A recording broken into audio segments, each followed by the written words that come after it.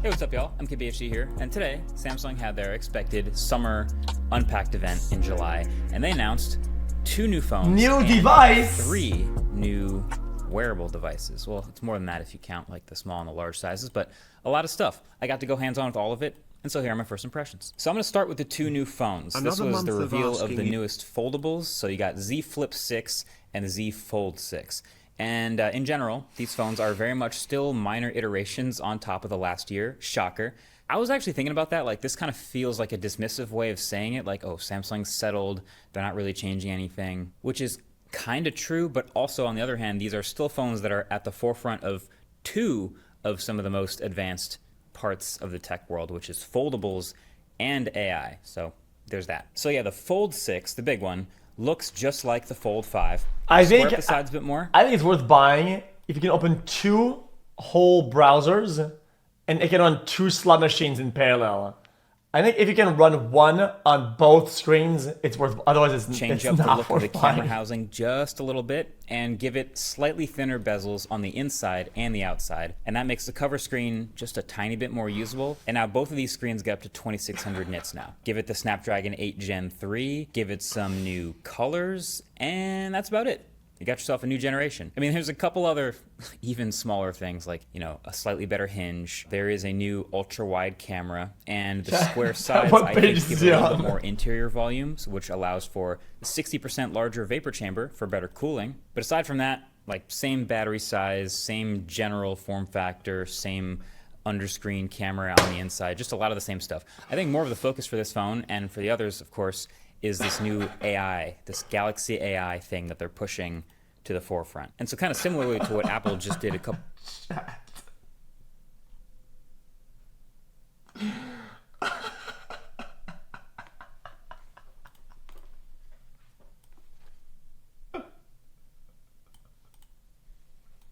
months ago, is they're trying to surface all of the AI things that they've been doing and some new stuff to the top so you can see it all in one place so regular people actually use it. And they also kind of brand it Galaxy AI. Sure. Gotcha. So now in the settings app, right at the top, there's this new Galaxy AI section full of all of the newest features. Some of them genuinely useful, I'll say. Others, maybe not so much. Like call assist, okay, clearly that can be useful. Like there's things like the interpreter. You can speak back and forth with people in different languages. That's cool. Note assist is going to help people summarize things. Here's a new take. I think all the devices and the software using this little icon for AI, like little sparkles, is bad. I don't like it. Maybe use a little like CPU icon or maybe a little robot. This is like a... Which is, that's cool. Note assist. It's trying to say like, this is nice and cool and fun, whatever. App. Transcript no, assist it's AI, for it's summarize robot. voice notes. All these things are pretty standard. We've seen them before. If you use Samsung's browser instead of Chrome for some reason, you can hit that Stars AI button and get all the summarization you'd want of any web page that has a bunch of text on it. We've seen that before. Generative fill of some extra information from a photo you've taken is also not new, but now it's new to Samsung's Gallery app, so if you want to make a photo a wider angle than it actually was when you took it, or maybe just straighten a horizon or something and you need to fill in some corners, it seems to do a surprisingly good job at that. But then there's also Drawing Assist, which can take something you draw or sketch in notes, even if you're an absolute piss-poor artist like myself, and it generates art in any number of different styles from it in Samsung Notes. This looks almost exactly like what Apple's like Image Playgrounds app is doing. The watercolor style, a little more tame, but then there's also this 3D cartoon style. That's kind of cool. And if you give it some time, honestly, pretty impressive. I don't know if this is good art, but it's just a lot. You know, that's a lot to do with my finger painting. So anyway, the Z Flip 6 is again along... Why you skip over the one that was actually nice? I like this one. Painting. So anyway, the Z Flip 6 is again along a lot of the same lines as the Z Fold 6. So again, Snapdragon 8 Gen 3, squared up sides, slightly refreshed design. And spec-wise, they've kind of matched a lot of things with the base S24. So it actually has the camera from the base S24, the 50-megapixel main camera. Let me tell you what is this shit. Phones, S24. shapes, so whatever, and everything only work because of your pockets. Okay, the most important part of a phone is your pocket. Is it fit in your pocket? Is it in your pocket? This is odd in your pocket. It doesn't take less space. Just because it's a square, like, oh, it's less space. No, you don't put anything above the square. So a rectangle is perfectly fine.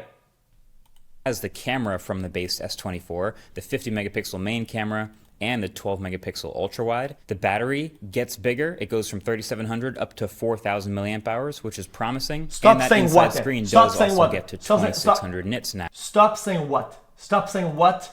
Listen, this is your pants, and this is your pocket lining. Okay? Okay? Listen to me very carefully. Listen to me very carefully, okay? This is your phone, okay? Right now. In your pocket. Okay? Fine. Yeah, it takes a lot of space, whatever, right? If your phone was like this, it's zero difference. This is zero difference between red and blue. Wanna know why? Because you're not gonna go and put something above blue here. You don't stack your pockets like fucking Jenga, okay? You don't stack your pockets like Jenga! Okay, so that's first thing. Second thing, shut the fuck up. Be quiet while I'm talking. I'm doing a presentation, you be quiet, okay? When it's your turn to present, you can fucking speak. Right now, you chill out. When you are up on the stage and you present, you can speak. Shush! Okay? So therefore, now back on the topic. Okay?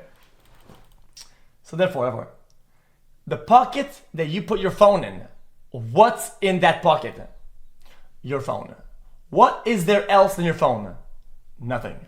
Why? Because you scratch your screen. Nobody has rocks in their pockets. Nobody carries around fucking knives and guns in the same pockets as the one with the phone. You only have your phone. The other pocket is for all the rest of the dog shit. Okay, that's what it is. Therefore, the verticality, the height of the phone is irrelevant. Okay, so I think that this phone, even though the point is to have less space, more compact, blah blah, it's shit. It has no use.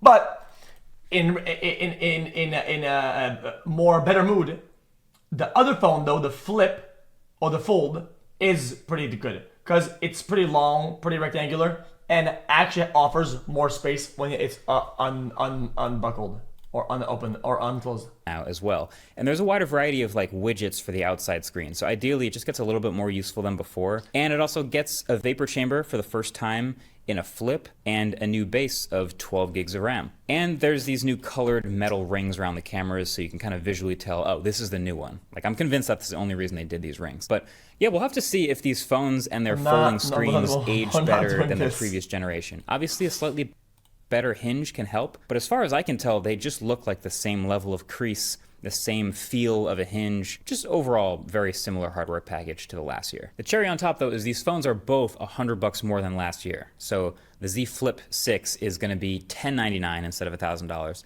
and then the Fold is gonna be $1899 instead of $1799. So it's the direction they're trending. But then there's also the wearable stuff that they announced, and I think people will be just as interested in, maybe even more interested in the wearables than the phone refresh stuff. So there's 2 new watches, 2 new earbuds, and the Ring. So the Galaxy Watch 7 gets a nice little refresh. The Ring! Nothing too dramatic. It still looks super familiar, and it stays starting at $299 for the 40mm. But then they've dropped in a big one. There is a Galaxy Watch 7 Ultra in the lineup now. We saw the rumors. I talked about it on the Waveform podcast. This is something that we've been kind of expecting for a bit. And what they've finally come up with is titanium body, sapphire crystal display, same size 1.5-inch circular display as the 44mm, but a much beefier body around it to fit in a 590 milliamp hour battery. Okay. If every piece of software runs better for the user, if it's square, and you put a square bezel, why not put a square fucking screen? Battery. It's water resistant to 100 meters. They gave it a new watch face, dual frequency GPS, which is also coming to the Watch 7. And as you can see, they gave it this big orange button called the the quick button. It's called the quick button, which is a custom mappable, activity button that can start any number of different activities or workouts or whatever you want it to do. I mean, look, it's clear that this is targeted at the Apple Watch Ultra. I don't think they're trying to hide that at all. It's literally the same name. But this one is also $650 instead of Apple's $800. So my question is basically just how do they stack up head to head? Battery-wise, it may actually be better. They're saying it can do 100 hours in power saving mode, but also, feature-wise, accuracy-wise, we'll see. Samsung is also doing this new thing where they basically compile all of your health metrics from everything they measure into one score. Oh, you're the one who was right. As best takes it. With AI. If you need to take about anything, okay, listen, you don't go to the Bible, you don't go to the fucking internet, you open up my stream, you click in, you say, yo, what do you think about this? I give you the take, that's correct, that's the best take. I want to give that a shot as well, but yeah, this is basically just an obvious entry to give you an option at that higher price point like Apple's done with their Ultra Watch, so now it's going to be out there. Now they also announced the new Galaxy Buds 3 and Buds 3 Pro, and they have obvious equivalents in other ecosystems as well. But there's some new cases and new designs here. Everyone's saying actually aesthetically they look like the first generation AirPods, which they're not wrong, especially at the top. But then these long stems on the Buds Pro actually have these blade lights to indicate different modes or statuses, which is pretty interesting. And then of course they beef up the Pros over the regular Buds with things like ambient mode and soft tips, and this new adaptive noise cancellation that goes up or down based on the surroundings, like... Hold on, chat. What's going on, man? High stakes press con... guys, we need to watch this, chat. Guys, we have to watch this.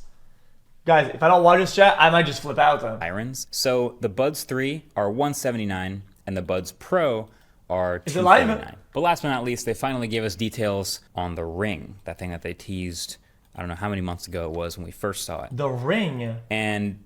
the idea is pretty simple. It's a ring, it's a 24/7 fitness tracker, something that you can wear not just while you're awake, but when you sleep and when you shower and going swimming and all that stuff, something you just always have on you. Now, I've actually never tested a smart ring before, believe it or not. I play a lot of sports with my hands. I've never worn a ring for a long time, but from what I understand, the Oura Ring is basically the standard that everyone is kind of familiar with, so I'm assuming Samsung is going to at least try to match what the Oura Ring does. So we finally get to see this Samsung Ring, and it looks basically exactly like any other smart ring. Pretty minimal on the outside, actually a slightly concave design to avoid scratching, which I think is pretty clever. And then it comes in 3 different finishes on a titanium frame. There's matte black, or silver, or gold. I'll give you one guess at what my favorite is.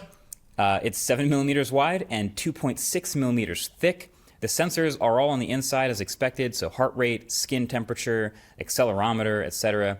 And it's water resistant to 100 meters as well. So this thing is claiming a roughly 7-day battery life, depending on your size. And once it's dead, you can pop it on this clever little charging case that when you do, it kind of lights up a ring around the ring to show you your charging status, which is kind of cool. And it should give you about 1.5 more times the total life of the ring until you charge it all up again. And then the price will be $399, which is $100 more than the base Oura Ring price, but the difference here is no subscription cost. So the Oura Ring does have a subscription. It's like $6 a month, and that eventually adds up, but this will just be $399 for the watch. It gets all the features, all the Samsung Health stuff, but you also must use a Samsung Galaxy phone and the Samsung Health app. So yeah, I'm happy to see some competition that isn't a subscription.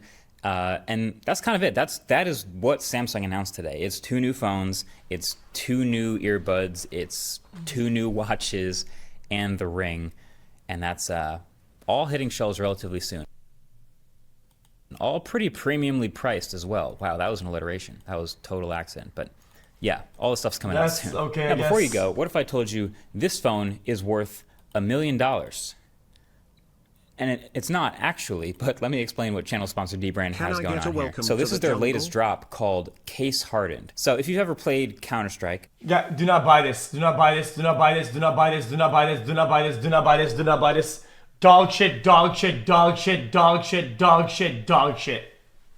Apparently, you'll already know about the in-game economy for case-hardened skins. In fact, just last month, this AK-47 apparently sold for over $1 million. Like actual dollars. Apparently, this blue gem skin is about a 1 in... They're not gonna cook anybody on Twitter. I don't give a fuck what they say. Okay, that Dbrand can suck my balls. I don't give a fuck. They're wrong across the board. They're stupid. They want to be lost to Andy. Sure, whatever, dude. This is fucking dog shit trash. What an insult, everybody, dude. This is like fucking, brother. You're just fucking, what is it? Culture vulture or whatever? That's what that is. It's fucking cringe. 21 million, like ultra rare. Now, real Counter-Strike fans are probably already typing comments about how Dbrand's case hardened isn't random and there aren't any actual blue gems.